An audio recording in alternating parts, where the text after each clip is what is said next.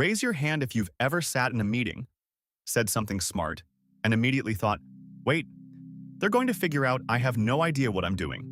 Yeah, same. But here's the thing. You're not a fraud. You're not faking it. Your brain is running a very specific glitch. And once you see it, it loses its grip. Here's what's actually happening. There's a psychological pattern called impostor phenomenon. Not syndrome. Phenomenon. Because it's not a disorder. It's an experience. And it affects roughly 70% of people at some point in their lives.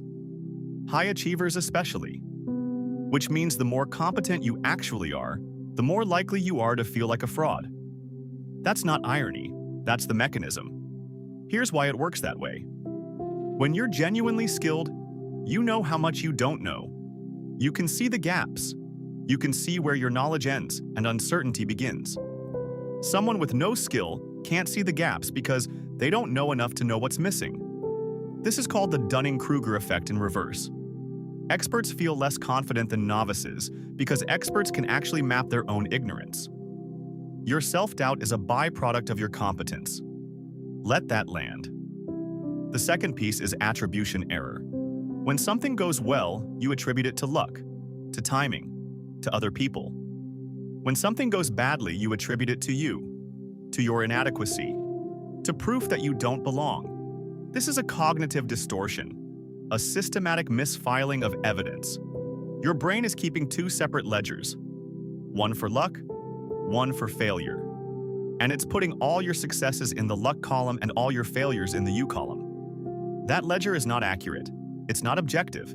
It's just a habit your brain built. The third piece is the competence-confidence gap.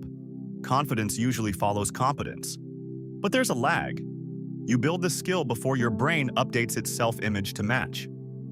So for a period of time, you are genuinely more capable than you feel. That gap is not evidence of fraud. It's evidence of growth that your self-image hasn't caught up to yet. So what do? First, externalize the evidence. Write down 3 things you've done that actually required skill.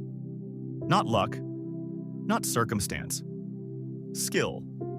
Force your brain to file them in the right column. Second, normalize the feeling.